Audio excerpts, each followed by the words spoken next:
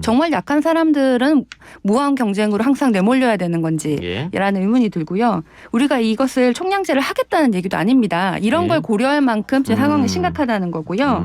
음식점 아니면 자영업에 하는 것이 아니라 모든 실직자가 다 해당되는 거죠. 그래서 모든 실직자들에게 다 사회 안전망을 강화하고 재취업이라든지 생계형 이런 창업이 아니라 기회형 창업이 될 수 있도록 교육을 해준다든지.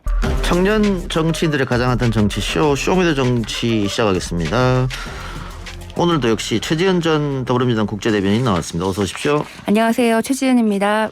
김재섭 전 국민의힘 비대위원은 전화 연결합니다. 김 비대위원님. 네, 안녕하세요. 김재섭입니다. 왜 출연 못하셨습니까?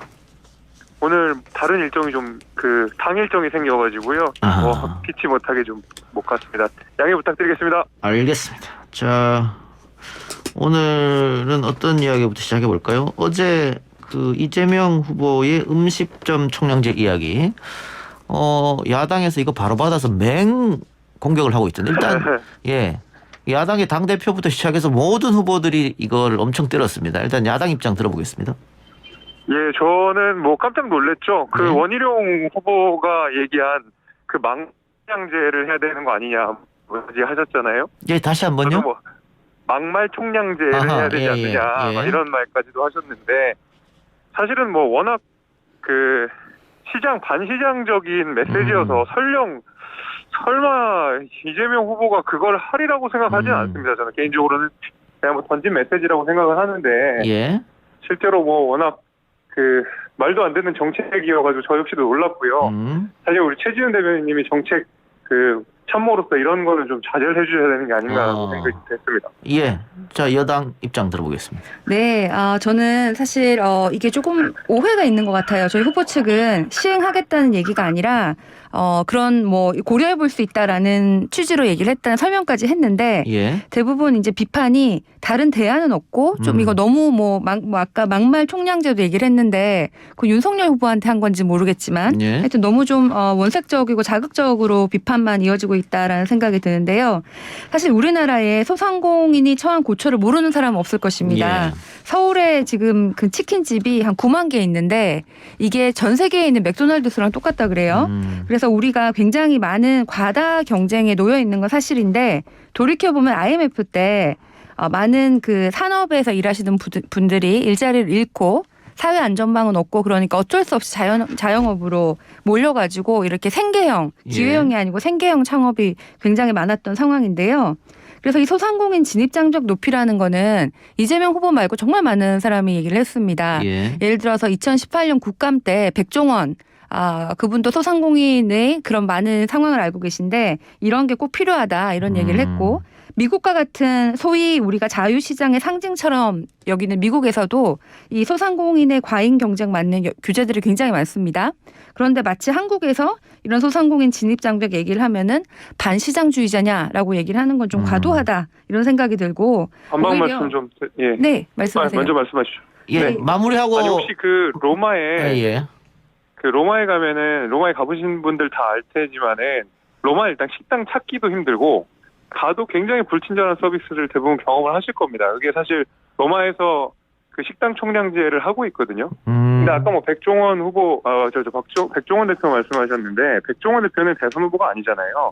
당연히 소상공인 입장에서 그렇게 할 수 있는데, 말씀하신 대로 대선 후보급이라고 하면 전체 허가를 국가에서 틀어줄 것이 아니라 왜 자영업자로 몰리게 됐는지, 그러면은 정말 사회적 안정망 어떻게 해야 되는지, 지금 비정규직 800만이고 계속 문재인 정부 통해서 많이 늘어났다는 얘기했는데 거기에 대한 이야기는 안 하시고 그냥 총량만 줄이겠다라고 하는 거는 달리다가 넘어질 수 있으니까 다리 부러뜨리자는 말과 뭐가 달라요. 사실 그런 전혀 같은 말이기 때문에 지금 말씀하신 내용은 전혀 설득력이 없다고 생각이 되고요. 또 이 대선 후보 입에서 이런 조야한 경제 인식이 드러났다는 게 저는 개인적으로 굉장히 유감스럽습니다.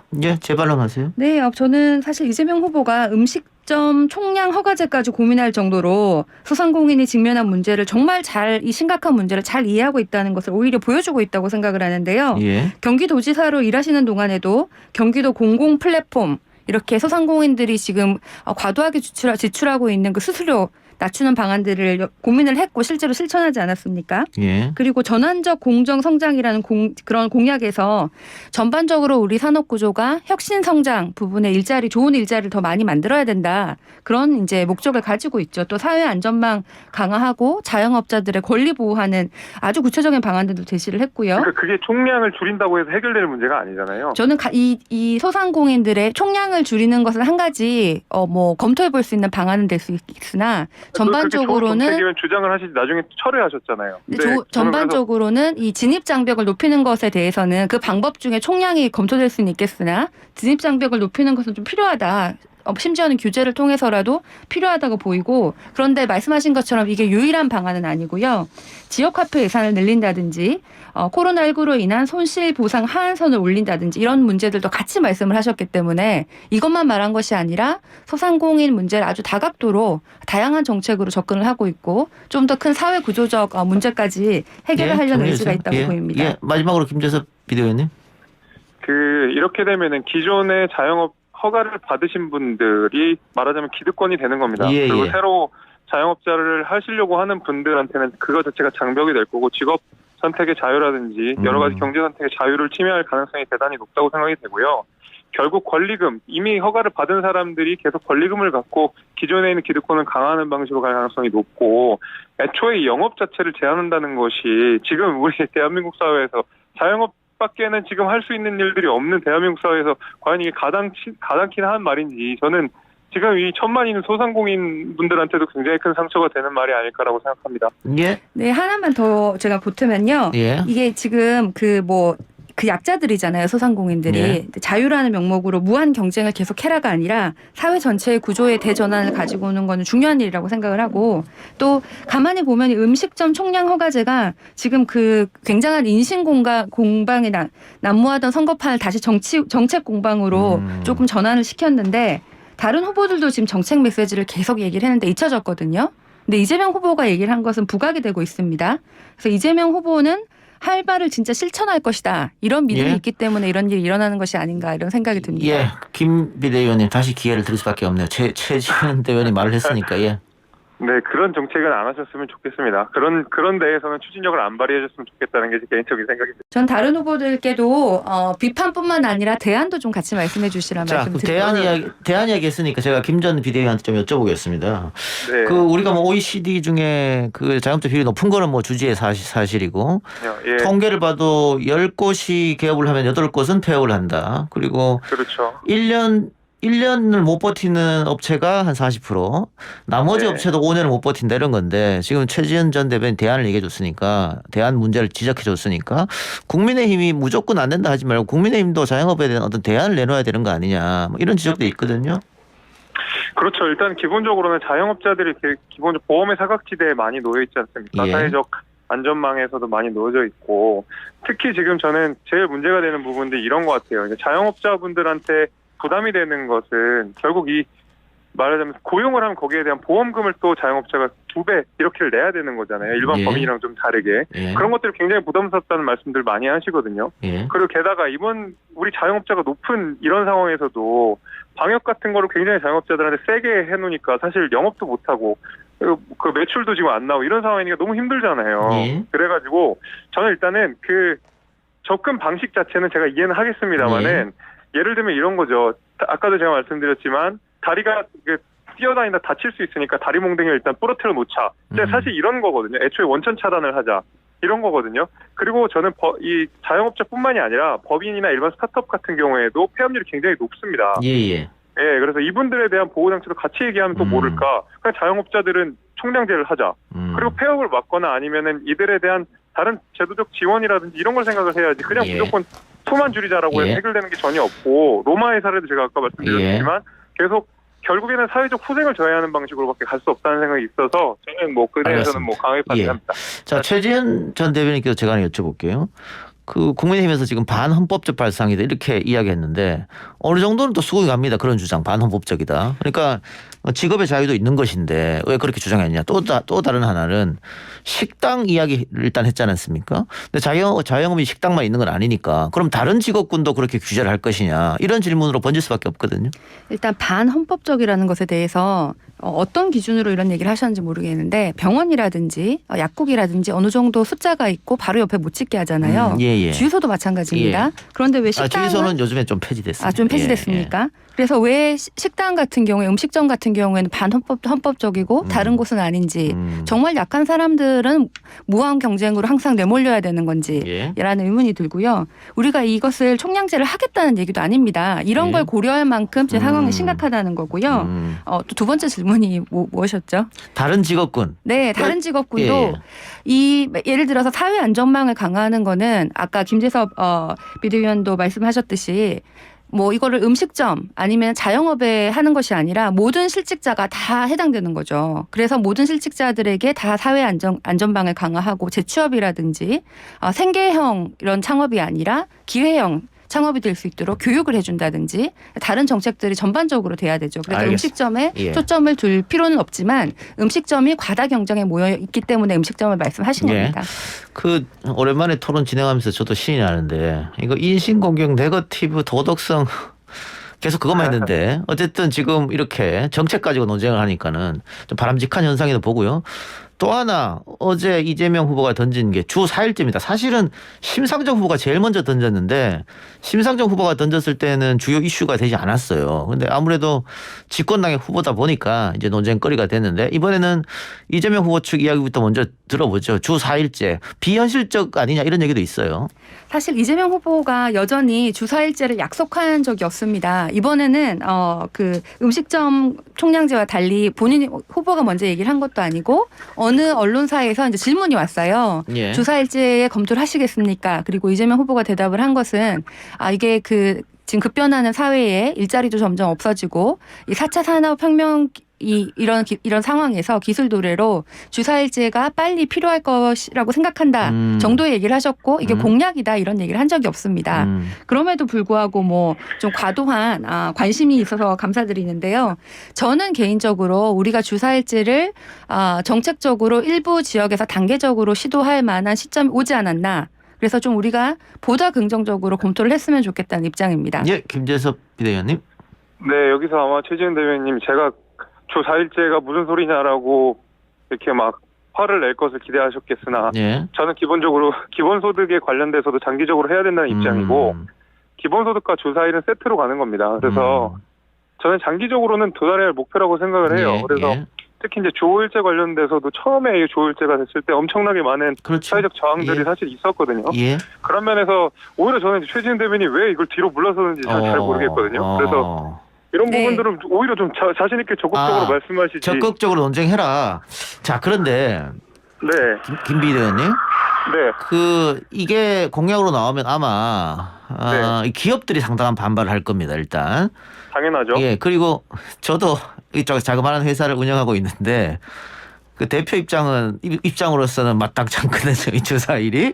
이런 분들도 많이 계실 테고 너무 지금 뭐 조금 장래 이야기를 해줬습니다만은 주 4일제로 갔을 때 우리 경제에 미치는 여파를 생각 안 할 수도 없잖아요. 당연하죠. 특히 이제 우리가 주 52시간제 도입한 지가 얼마 안 됐잖아요. 그리고 나서도 굉장히 많은 그 경제에 타격을 사실 줬던 일들이 있습니다. 그래서 이거를 주 4일제를 당장 도입하기는 어렵겠지만은 저는 이제 이재명 지사의 태도를 문제 삼고 싶은데 기본소득이 훨씬 더 어떻게 보면 더 급진적인 제도거든요. 주 4일은 오히려 그 과정 속에서 이루어질 수 있는 제도인데 기본소득은 그렇게 굉장히 자신 있게 주장하면서 주 4일제에 대해서는 자신 있게 못하는 것은 결국 이제 문재인 정부의 실패를 52시간을 너무 급격하게 도입했다는 것에 대한 부작용을 인지하고 있기 때문에 이렇게 한 발 물러선 거라고 생각을 하는데 저도 말씀드린 대로 주 4일제가 당장 도입되기는 어렵겠죠.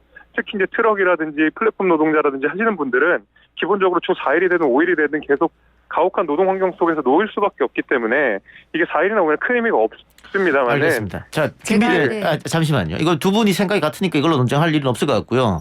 다만 물러서신 것 같은데 최지은 대변인 반대하신 거 아니에요? 반대한 것이 아니고요. 후보님이 이것을 예, 공약으로 알겠습니다. 약속한 적이 예. 없다. 저는 개인적으로 찬성한다. 이렇게 찬성한다겠습니까? 얘기를 예. 했습니다. 근데 지금 김 전 비대위원의 개인적 생각을 말씀해 주신 거잖아요. 그건 제 국민의힘 개인적인 생각입니다. 예, 국민의힘 당론이랄까요? 혹은 후보들의 생각은 어떨까요?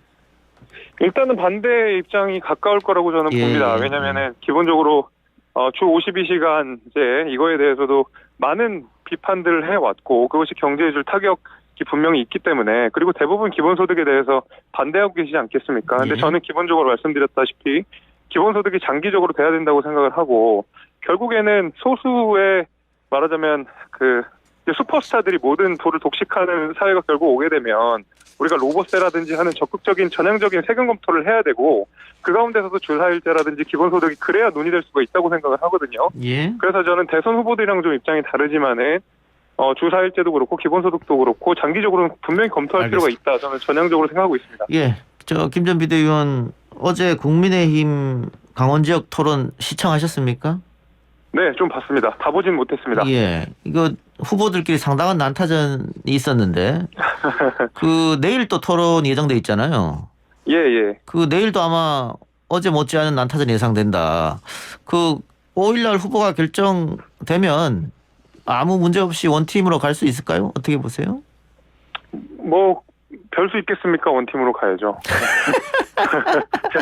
당연히 원팀으로 가야 된다고 생각을 하고 이제 경선 막바지니까 이렇게 좀 서로 날선 공격들을 하게 되는데 아니, 그렇다고 해서 막 저희가 금도를 넘고 막 너무 서로 정말 뭐 멱살잡이까지 해가면 이런 상황은 아니고 아직 그런 상황은 서로- 아니다. 예. 예, 그렇기 때문에 충분히 뭐 원팀으로는 얼마든지 갈 수 있다고 생각을 합니다. 어제 윤석열 아니죠. 저 홍준표 후보와 유승민 후보가 단일화 가능성이 있다. 홍 후보 쪽에서 단일화를 제안했다. 총리직을 유승민 후보 쪽에 제안했다. 이런 사설 정보지 소위 말하는 찌라시가 돌았는데 그거는 어떻게 생각하세요?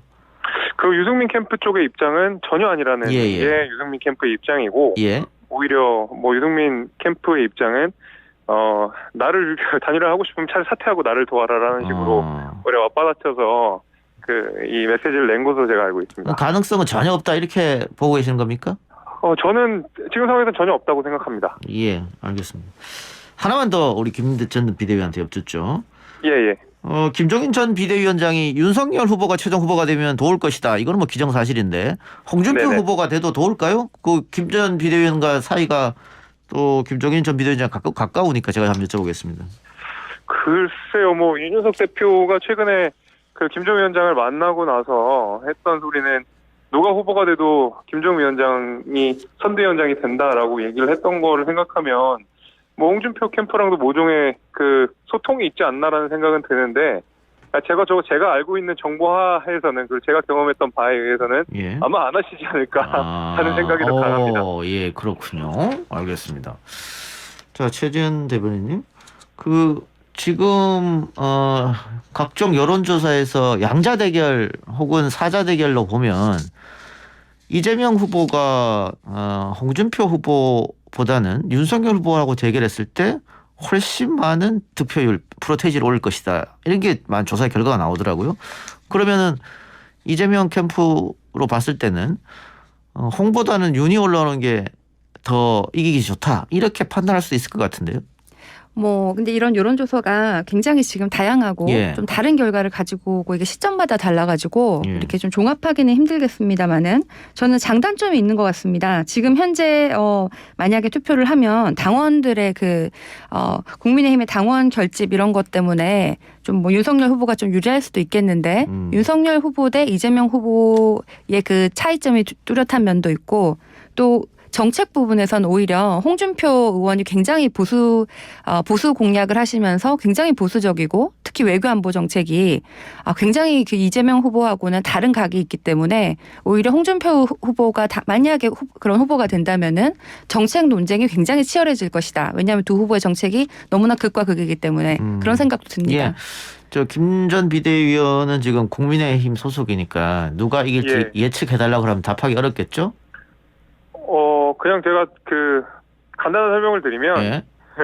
결국 이제 5대5, 그러니까 당원 5, 그다음에 여론조사 5 이렇게 해서 예. 그 최종 후보가 선발이 될 텐데 당원 5에서는 윤석열 후보가 사실 그 꽤 높은 예. 우위를 점하고 있다고 알려져 있습니다. 예. 그래서 뭐 캠프의 입장도 그런 것 같고요. 근데 아직 이제 여론조사 같은 경우에는 사실 그 어떤 당원에서의 우위를 점한 만큼 홍준표 후보가 여론조사에서 있어서 윤석열 후보에 훨씬 더 우위를 점하는 상황은 아니고 약간 엎치락뒤치락 하는 상황이기 때문에 적어도 기존, 그러니까 예를 들면은 윤석열 후보의 최근 이제 실언들이나 이런 것들이 있기 전까지는 적어도 윤석열 후보에게서 조금 더 높은 가능성이 있는데 최근에 좀 여론 흐름이나 변동들이 좀 있는 것 같아서 확실하게 모르겠지만은 적어도 이제 구조상 그다음에 어떤 선거의 룰상 예. 윤석열 후보가 유리한 것은 사실입니다. 현재까지는 알겠습니다. 오늘 두 말씀 여기까지 듣죠. 지금까지 김대섭 전 국민의힘 비대위원, 최지은 민주당 국제대변인이었습니다. 고맙습니다. 고맙습니다. 감사합니다.